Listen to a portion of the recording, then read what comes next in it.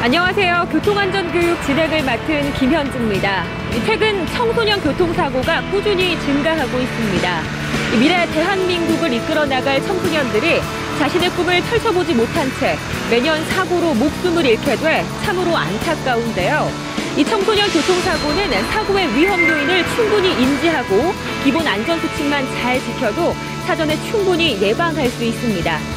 자, 그렇다면 지금부터 청소년들이 반드시 지켜야 하는 사고 위험 요인에는 어떤 것들이 있는지 함께 살펴볼까요?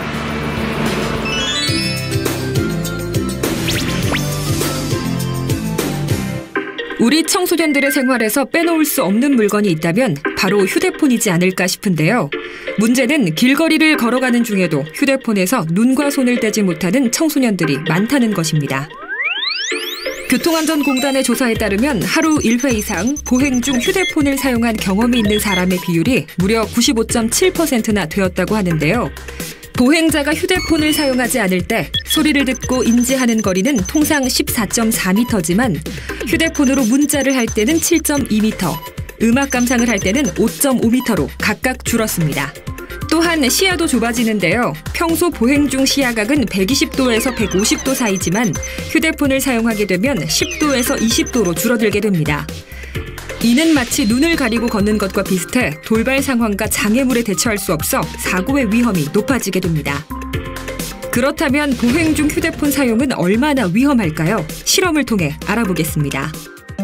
한적한 인도를 휴대폰을 사용하며 걷고 있는 한 학생이 보입니다. 실험맨이 학생을 향해 정면으로 다가가 보았습니다.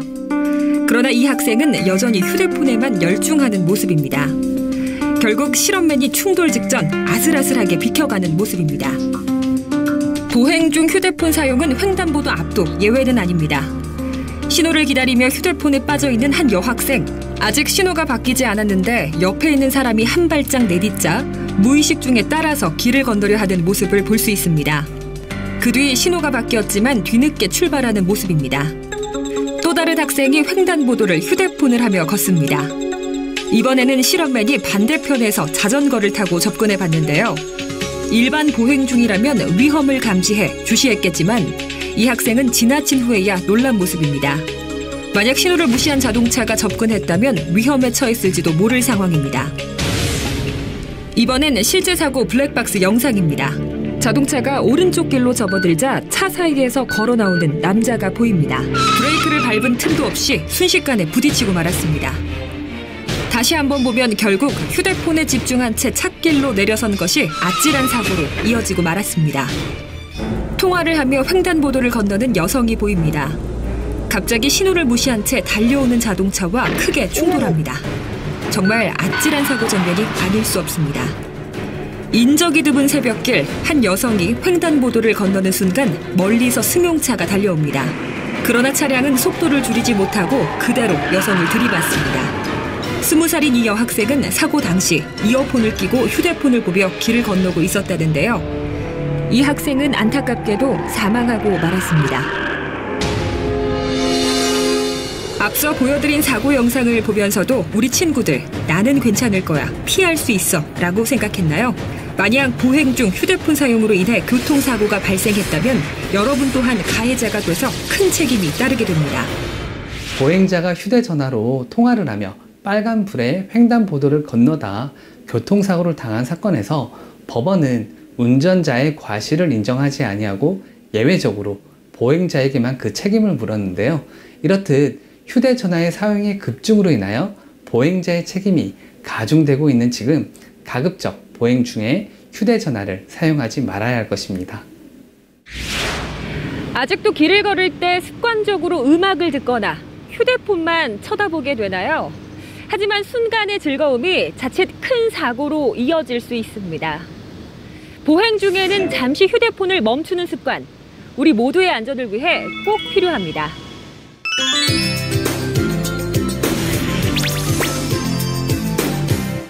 서울 시내 한 고등학교 앞입니다. 신호가 바뀌고 차들이 멈춰서자 당연하다는 듯 도로를 건너가는 아이들이 보입니다. 횡단보도가 있지만 아랑곳하지 않고 도로를 느긋하게 가로질러 갑니다. 작은 굴복길도 예외는 아닙니다. 친구와 함께 사이좋게 건너는가 하면 차가 마주오는 아슬아슬한 상황에서도 위험을 인식하지 못합니다. 특히 시야 확보가 어려워 더 주의해야 하는 비가 오는 날에도 일부 청소년들은 차에서 내려 중앙선을 가로지르는가 하면 신호가 바뀌었는데도 뛰어가거나 심지어 달리는 차 사이를 막무가내로 뛰어가는 아찔한 장면도 볼 수 있습니다. 이번엔 교통사고 블랙박스 영상입니다. 늦은 밤 횡단보도에서 신호가 바뀌고 자동차가 출발하려던 순간 한 남학생이 횡단보도를 뛰어갑니다. 무단 횡단을 하던 학생을 미처 피하지 못하고 오토바이가 크게 충돌하고 마는데요.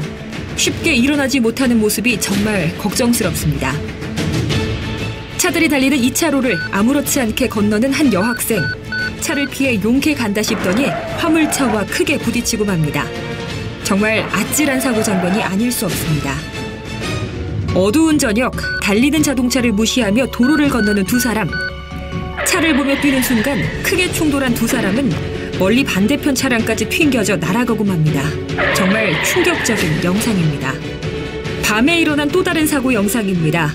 신호를 무시하고 횡단보도를 건너는 남학생이 보인다 싶더니 속도를 줄이지 못한 자동차와 크게 사고가 납니다.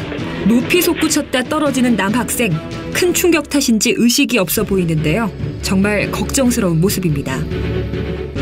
앞서 보신 사고 영상들은 무단 횡단이 얼마나 끔찍한 결과를 가져올 수 있는지 잘 보여주고 있는데요.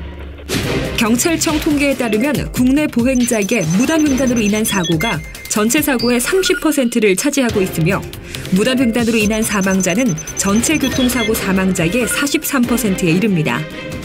또 무단 횡단 사고 치사율은 8.2%로 정상적인 횡단 사고 4.2%보다 2배나 높아 더욱더 주의가 필요합니다.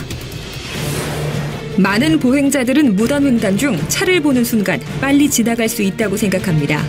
하지만 100m 거리를 시속 50, 80, 100km로 달리는 차가 있다고 가정할 경우 멀리서 보행자를 발견하고 브레이크를 밟는다면 시속 100km의 차는 3.6초, 시속 80km의 차는 4.5초, 시속 50km의 차는 7.2초가 걸립니다. 만약 10m 앞이라면 1초도 채 걸리지 않는 것입니다. 몇 번을 강조해도 지나치지 않는 무단 횡단의 위험성. 한 번의 선택이 되돌릴 수 없는 결과로 이어질 수 있습니다. 모두가 잘 알고 있지만 실천이 더더욱 중요한 올바른 도로 횡단 방법. 다시 한번 짚어볼까요? 첫째, 반드시 횡단보도를 이용하기. 특히 차가 달리는 도로에서의 횡단은 절대 금지해야 합니다. 둘째, 미리 차로에 내려와 있지 않기. 빨리 가기 위해 차로에 가까이 있는 것은 매우 위험한 행동입니다. 특히 차체가 큰 버스나 트럭은 우회전 시 갓길 연석까지 올라타는 경우가 있기 때문에 더욱 주의해야 합니다. 셋째, 신호가 바뀐 후 좌우 살펴 건너기. 도로에서는 간혹 빠르게 통과하려는 차량이 있어 매우 위험합니다. 보행자는 녹색 신호로 바뀐 후라도 꼭 좌우에 차량이 멈췄는지 확인한 후 건너는 것이 좋습니다. 넷째, 보행등이 깜빡거릴 때는 다음 신호 기다리기. 횡단보도 녹색등이 깜빡거릴 때는 무리하게 뛰지 말고 여유 있게 다음 신호를 기다렸다가 건너는 것이 안전합니다. 언제나 예방이 최선의 안전입니다. 안전한 도로 횡단, 마음만 먹는다면 누구나 실천할 수 있습니다.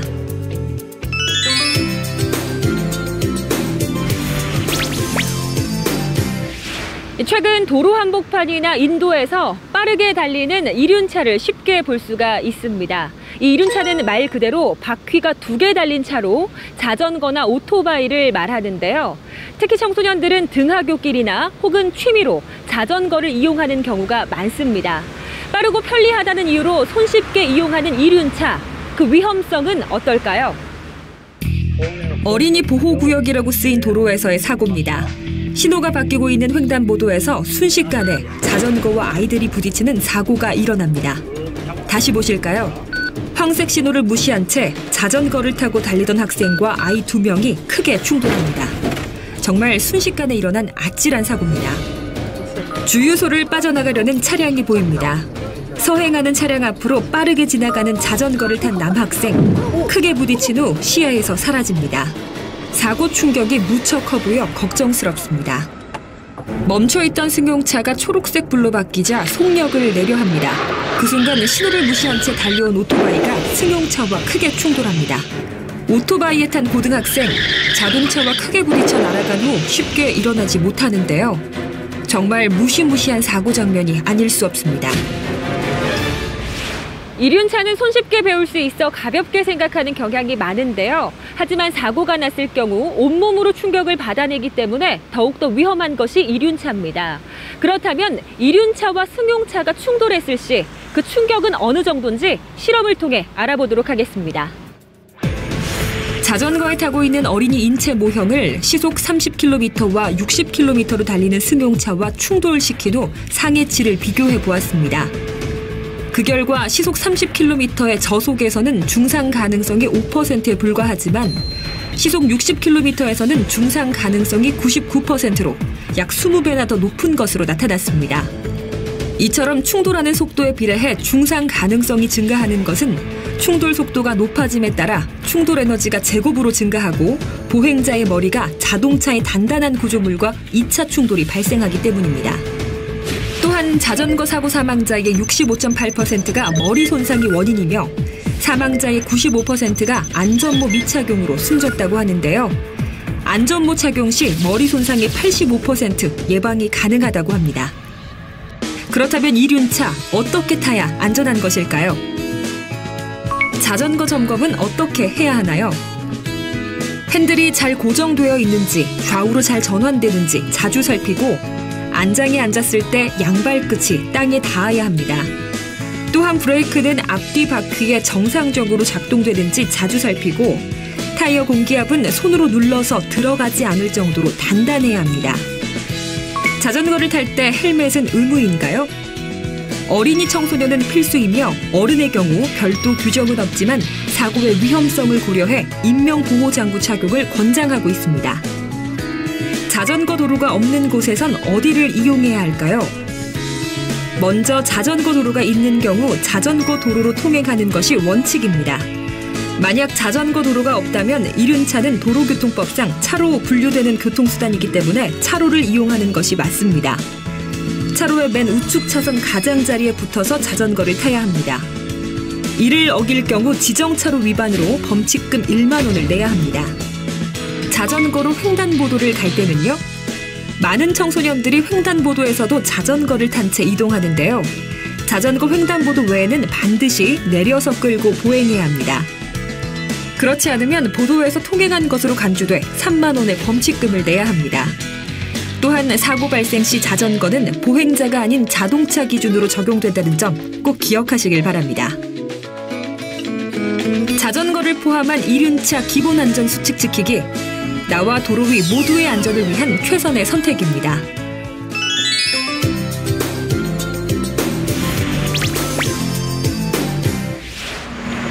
전 세계적으로 100만 명 이상의 목숨을 구한 띠가 있습니다. 가느다란 천에 불과하지만 사람의 생과 사를 가르는 그것, 바로 도로 위의 생명띠라 불리는 안전띠인데요. 단 1초의 선택, 안전띠의 착용 유무가 얼마나 다른 결과를 가져오는지 영상을 통해 알아보겠습니다. 실제 사고 영상입니다. 잘 달리던 버스가 크게 충돌한다 싶은 순간 버스 운전자는 옆 유리창을 뚫고 차창 밖으로 사라집니다. 사고 순간 버스에 앉아있던 승객들은 너나 할 것 없이 물건처럼 버스 안에 나뒹구는 모습입니다. 너무나 끔찍한 사고 영상이 아닐 수 없는데요. 안전띠의 중요성이 새삼 되새겨지는 영상입니다. 터널 안을 달리고 있는 버스가 있습니다. 갑자기 흔들리기 시작하더니 쾅 하고 오른쪽 벽면에 부딪힙니다. 그러다 다시 왼쪽 벽을 바꾸는 전복돼 버립니다. 다시 한번 보실까요? 터널 안을 달리던 버스가 빗길에 미끄러져 지그재그로 터널 벽에 부딪혀 전복됐습니다. 이 버스에는 유치원생 21명이 타고 있었는데요. 모두 기적적으로 무사했습니다. 그 이유는 안전띠를 착용했기 때문이라는데요. 정말 다행이 아닐 수 없습니다.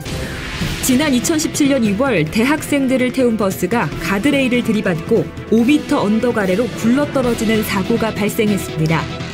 버스는 형체를 알아볼 수 없을 정도로 부서졌는데요. 이 버스에 타고 있던 44명의 학생 모두가 가벼운 부상만 입고 무사했습니다. 그 이유는 바로 전원 안전띠를 착용했기 때문입니다. 정말 천만다행이 아닐 수 없습니다. 앞선 영상만 보더라도 교통사고 시 안전띠의 중요성을 크게 알 수 있는데요. 우리나라 고속도로 안전띠 착용률을 보면 운전석 97%, 조수석은 93%, 뒷좌석은 53%로 특히 뒷좌석은 여전히 낮은 수치를 보이고 있습니다. 안전띠의 안전성에 대한 실험입니다.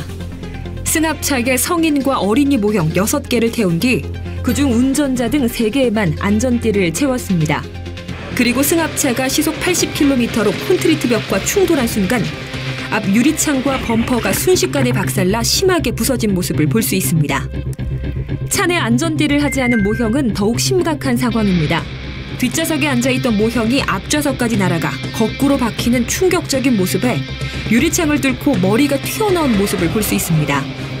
반면 안전띠를 맨 모형은 의자에 몸이 단단하게 고정되어 있어 충돌 시 차 내부의 단단한 곳에 부딪히지 않아서 부상의 정도가 경미한 것으로 확인됐습니다.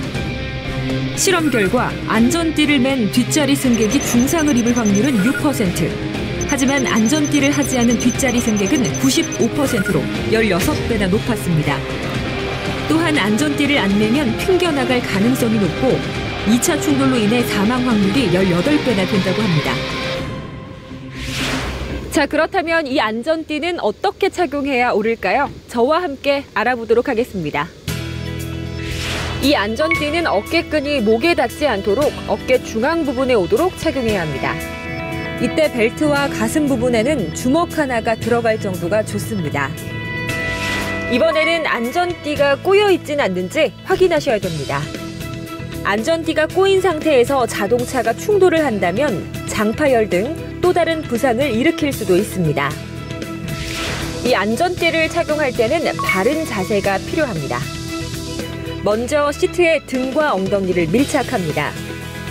또한 안전띠는 복부가 아닌 골반뼈를 지나는 곳에 위치해야 안전합니다.